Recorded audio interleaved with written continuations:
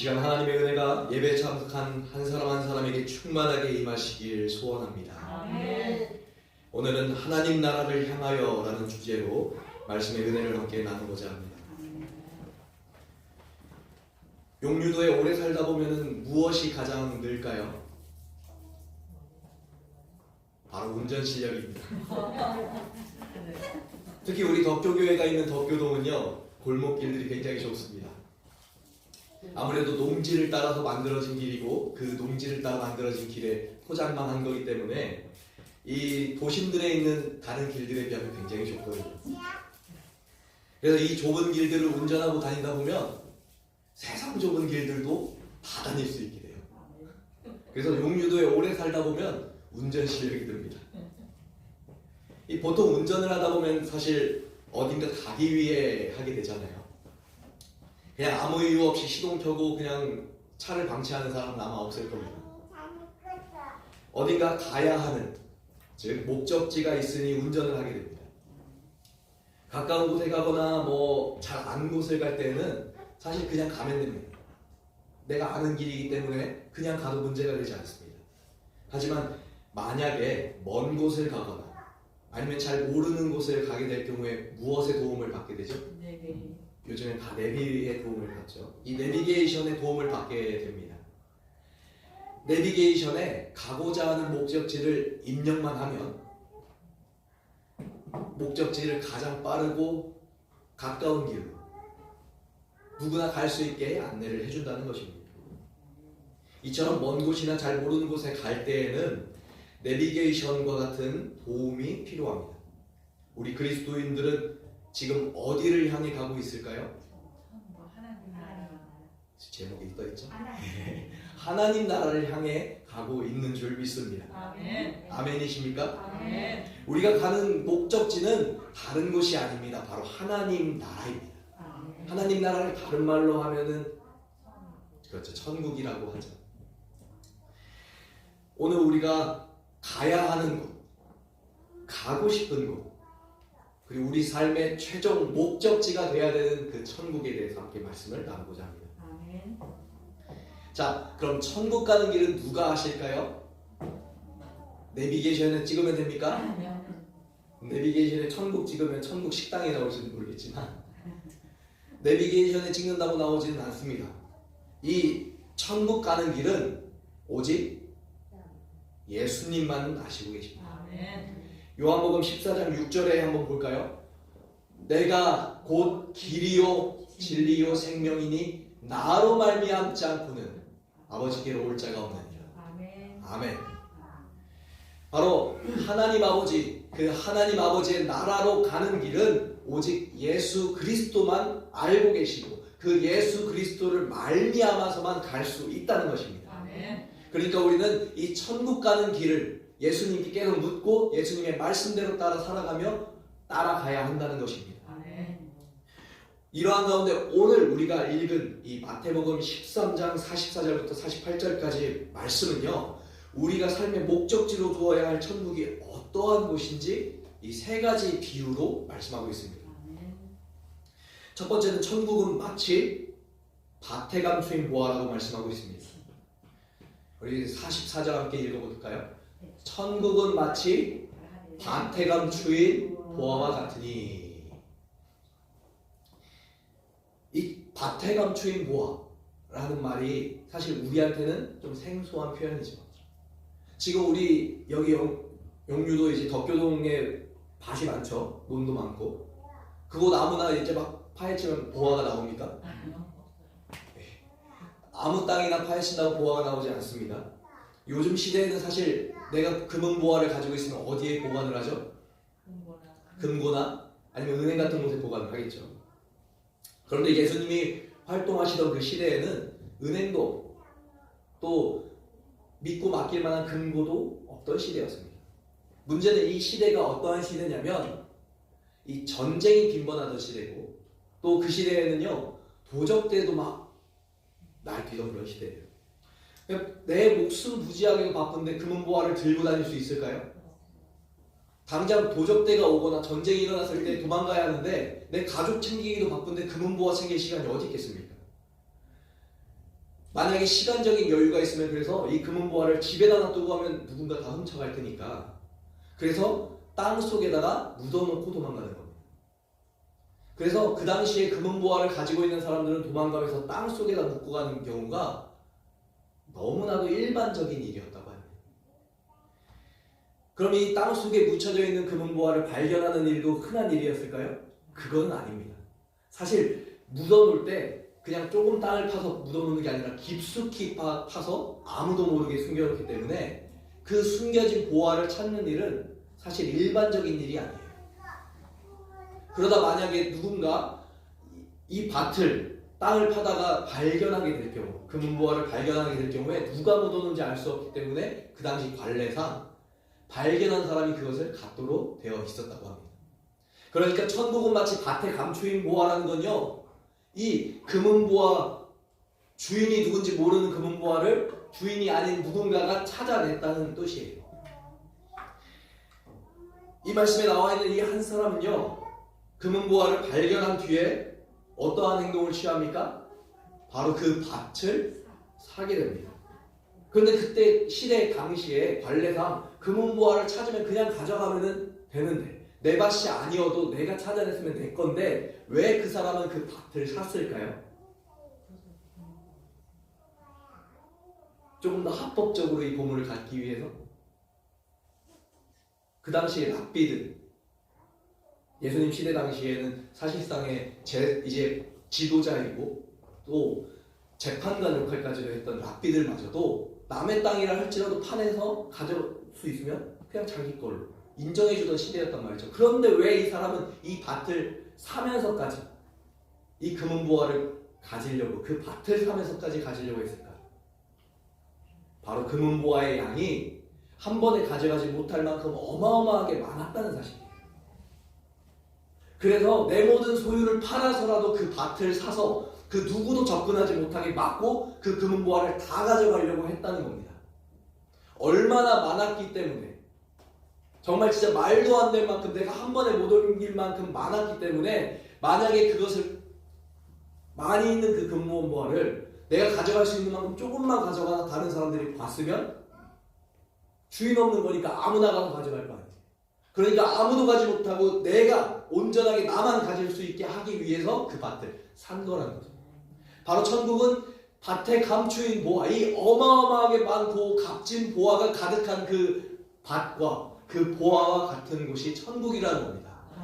그 누구에게도 빼앗길 수 없고 그 누구에게도 주기 싫은 어마어마한 가치를 가진 곳, 그것이 바로 천국이라는 곳이다. 우리가 꿈꿔야 되는 천국은 바로 이런 곳이라는 것입니다. 그래서 그 누구에게도 뺏기지 않고 내가 꼭 가져야만 한다는 마음으로 우리가 이 천국을 사모해야 되는 줄 믿습니다. 때론 우리는요, 안일한 신앙에 빠질 때가 있습니다. 우리는 하나님 믿고 예수님 영접했고 내가 매주 예배 드리니까 당연히 천국 가겠지라고 생각할 수도 있습니다. 그렇게 생각하면 천국 가지기 위해서 별다른 노력 없이 살아갈 수도 있습니다. 물론 우리가 예배 나오고요, 가진 재물을 최선을 다해 하나님께 구별하여 드리고 또 내 시간을 내어서 하나님의 사역에 동참하는 것은 매우 훌륭한 신앙인의 자세이죠. 하지만 우리의 신앙이 보물을 발견했던 그 사람처럼 정말 내 모든 것을 희생해서라도 천국을 가지겠다는 자세로 그렇게 신앙생활하고 있는지 우리가 돌아보아야 한다는 것입니다. 물론 내 모든 것을 드려야지만 천국에 가는 것만은 아닙니다. 하지만 하나님이 원하신다면 나의 삶에 가진 모든 것을 하나님께 드릴 수 있는 그 믿음은 필요하다는 겁니다. 말로만 아멘, 아멘 하겠다는 것은 마치 마태복음 21장 28절에 나오는 이 마다들과 같습니다. 한번 같이 읽어보도록 할까요? 어떤 사람이 두 아들이 있는데 마다들에게 가서 이르되 예, 오늘 포도원에 가서 일하라 하니 대답하여 이르되 아버지 가겠나이다 하더니 가지 아니하고. 바로 이 마다들과 같이 아멘, 내가 가겠습니다, 내가 순종하겠습니다, 말로 하는 건 쉬워요. 말로 하는 건 참 쉽습니다. 하지만 그렇게 행동하는 것은 전혀 다른 문제라는 겁니다. 우리가 매주 예배드리고 아멘하며 그 말씀을 듣고 순종하려고 노력은 하지만 그것을 만약에 행하지 않는다면 그것은 헛된 것입니다. 그 다음 절을 보도록 할까요? 둘째 아들에게 가서 또 그와 같이 말하니 대답하여 이르되 실소이다 하였다가 그 후에 뉘우치고 갔습니다. 그렇습니다. 우리에게 필요한 것은 바로 행할 수 있는 믿음입니다.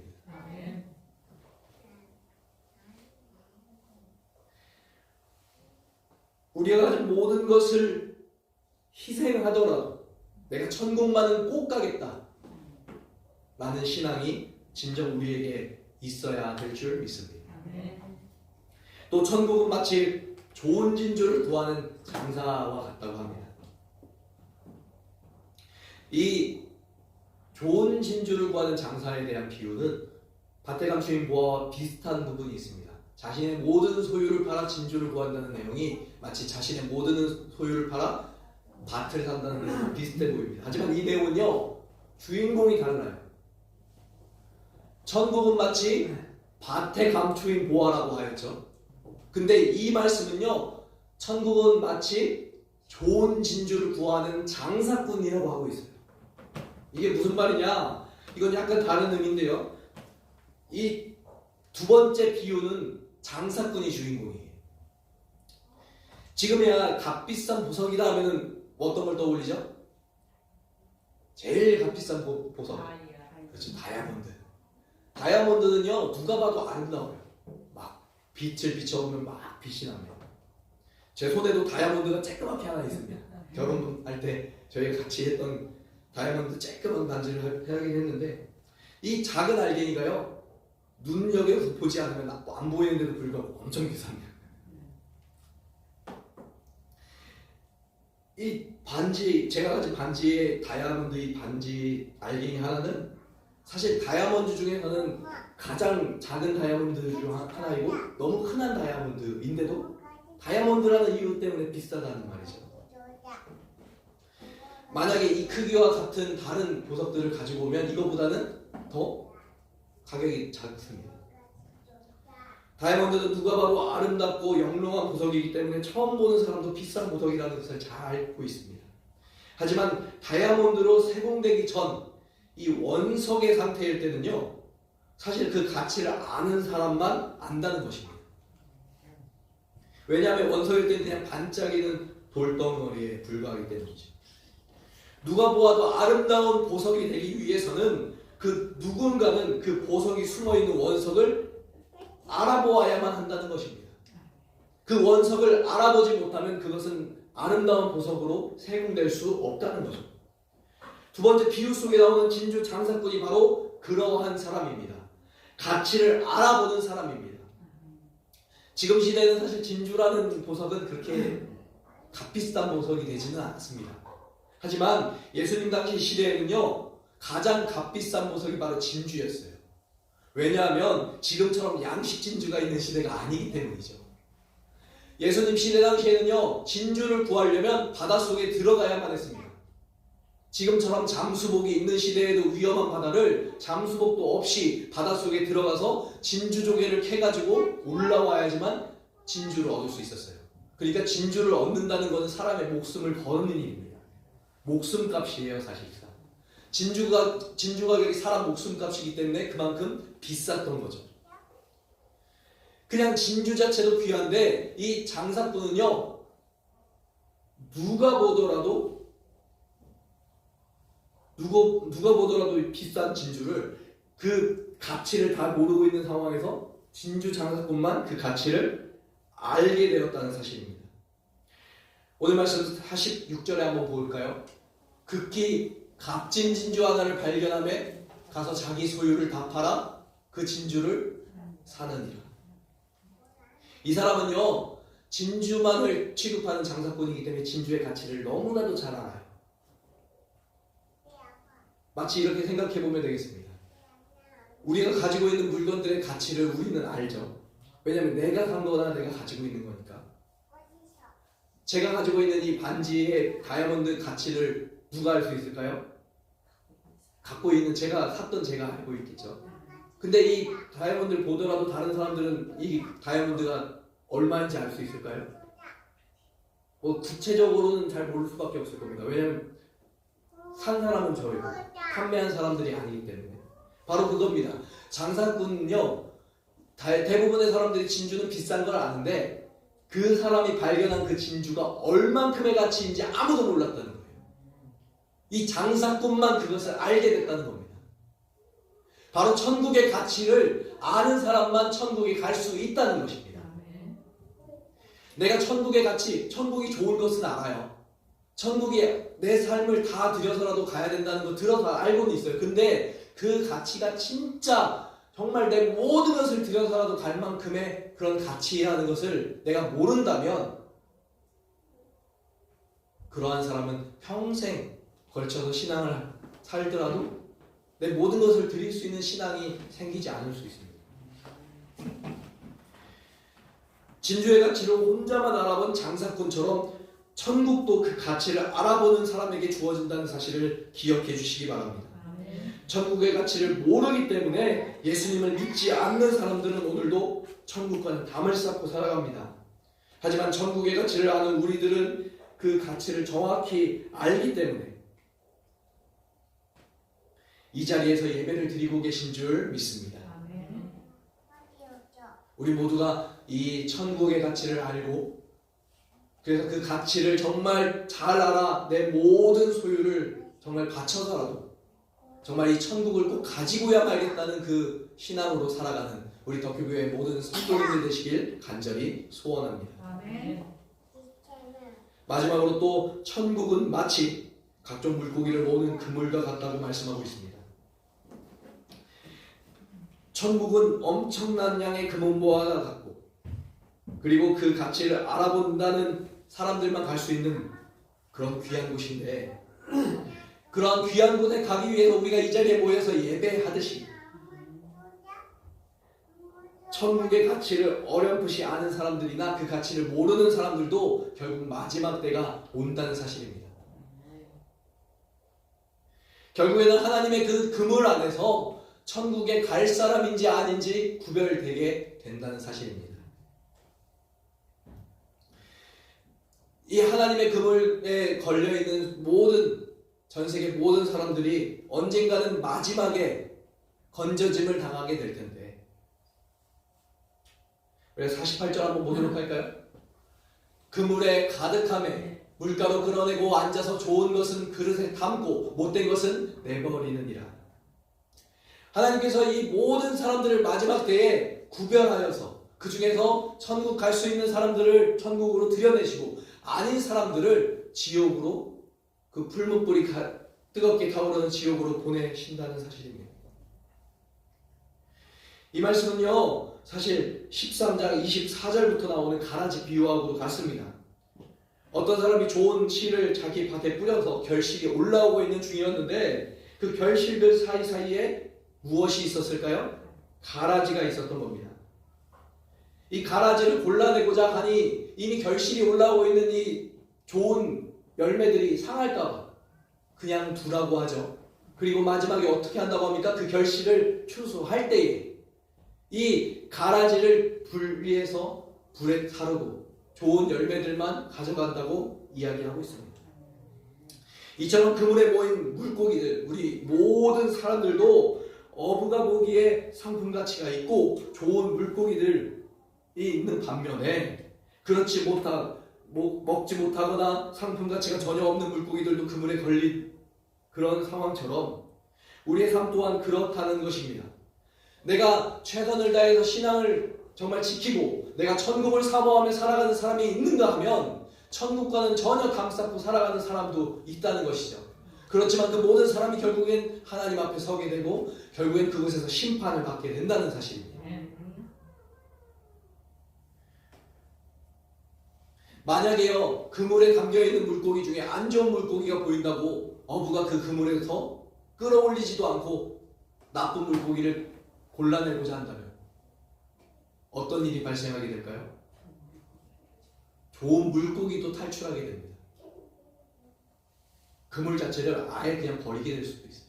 그렇기 때문에 한번 끌어올려진 그물은 무조건 끝까지 끌어올리게 됩니다. 결국 마지막 때는 끝까지 오게 되어 있습니다. 베드로전서 4장 7절 말씀을 함께 보도록 하겠습니다. 만물의 마지막이 가까이 왔으니 뭐라고 말씀하고 있죠? 그러므로 너희는 정신을 차리고 근신하여 기도하라. 아멘.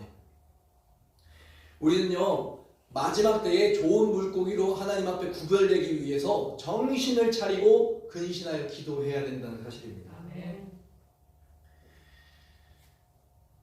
우리가 천국은 어떠한 곳이라고 했죠? 밭에 감추인 모아처럼 정말 가지고야 말 정도로 엄청나게 값진 곳이고 또 우리가 그 가치를 알아보아야 한다고 했죠. 그렇게 우리가 가치를 알아보고 그것을 가지기 위해서 늘 정신을 차리고 근신하며 기도해야 된다는 것입니다. 천국은 사실 이처럼 모든 사람에게 기회는 주어진 곳입니다. 하지만 아무나 갈 수 있는 곳은 아니라는 것이죠. 그 기회는 오직 천국의 가치를 알고 그 가치를 사모하며 그곳에 가기 위해 삶을 다해 노력하는 사람만 갈 수 있다는 것입니다. 우리는 이미 천국에 가기 위해서 준비되고 있는 사람들입니다. 하지만 사실 교회 밖에 나가면 수많은 사람들이 하나님의 그물에 담겨 있음에도 불구하고 마지막 때가 다가오고 있음에도 불구하고 하나님의 말씀을 따르지 않고 살아감을 이 시간 보게 됩니다. 하나님은요 사실 믿는 자나 믿지 않는 자나 다 사랑하고 계십니다. 마치 요나를 니느웨로 보냈던 것처럼 하나님은요 오늘도 우리를 세상에 나아가 하나님의 사랑을 전하기를 원하십니다. 하나님의 심판 그물은 이미 올려지고 있지만 아직 믿지 않는 사람들도 결국 믿고 회개할 수 있는 기회를 주신다는 것입니다. 베드로후서 3장 9절 말씀 함께 보도록 할까요? 오직 주께서는 너희를 대하여 오래 참으사 아무도 멸망하지 아니하고 다 회개하기에 이르기를 원하시느니라. 아멘. 우리가 만약에요 그냥 단순히 내 신앙만 지키고 나만 천국 같은 그런 마음으로 살아간다면 하나님이 우리가 이 땅에 살아가게 하는 이유를 우리는 모르고 살아가는 것입니다. 우리는요 이 땅에 살아가면서 하나님께 이러한 사명을 받은 거예요. 모든 사람이 회개에 이르기까지 우리가 전해야 되는 거예요. 무엇을요? 하나님의 말씀을, 하나님의 사랑을. 하나님은요 모든 이가 회개하고 결국엔 천국에 다 들어갈 수 있는 사람이 되길 원하신다는 사실입니다. 오늘 천국 비유 세 가지를 통해서 나누고자 하는 말씀의 핵심은 바로 이것입니다. 사실 우리는 믿음을 통해 천국 백성이 되는 삶을 살아가고 있죠. 권사님 한 분만 살아가고 계십니까? 우리 사실 모두 다 천국 가는 삶을 살고 있잖아요. 아멘이십니까? 다 천국 가기 위해 살고 계신 줄 믿습니다. 이 중에 지옥 가고 싶어서 살고 있는 사람 아무도 없을 거예요. 세상에 나아가서 하나님 믿지 않는 사람에게도 지옥 가세요 하면 좋아할 사람 아무도 없습니다. 다 천국 가겠다고 하겠죠. 하지만 천국 가는 것을 어떻게 하면 갈 수 있는지 아는 사람들은 교회에서 주님을 사모하며 천국을 사모하며 살아가는 사람들 뿐이라는 사실이에요. 그러니까 우리는 나아가서 세상에서 하나님을 전해야, 이 천국에 대해서 전해야 된다는 것입니다. 오늘도 수많은 사람들은 하나님의 사랑과 은혜를 모른 채 살아가고 있습니다. 마치 마태복음 3장 10절에 보면요 이미 도끼가 나무 뿌리에 놓여져 있는 것처럼 마지막 때는 왔지만 하나님의 심판의 도끼는 이미 우리 앞에 놓여져 있지만 우리는 여전히 하나님을 모르는 사람들과 함께 살고 있습니다. 우리에게 하나님의 사랑을 전하고 복음을 전하라고 하나님께서는 말씀하고 계세요. 마태복음 28장 19절에서 20절 말씀을 보면은 하나님께서 원하시는 바를 우리가 알 수 있습니다. 이게 마태복음 제일 마지막 두 절이거든요. 함께 읽어보도록 할까요? 너희는 가서 모든 민족을 무엇으로 삼아? 제자로 삼아 아버지와 아들의 성령의 이름으로 세례를 풀고 내가 너희에게 분부한 모든 것을 지키게 하라.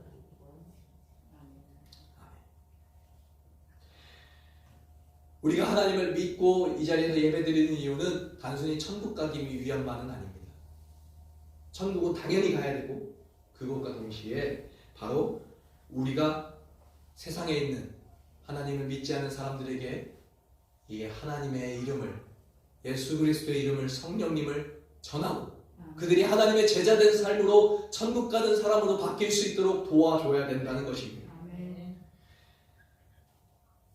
이번 한 주간 하나님의 사랑을 모르는 한 영혼 한 영혼을 만나시고 그 영혼들에게 하나님의 사랑을 전하는 우리 모든 성도님들 되시길 간절히 소원합니다. 아멘. 이번 한 주간 그리하여서 하나님의 사랑을 전하고 복음을 전하시고 복된 하나님의 그 사명을 잘 감당하시는 우리 성도님들 되시길 간절히 소원합니다. 아멘.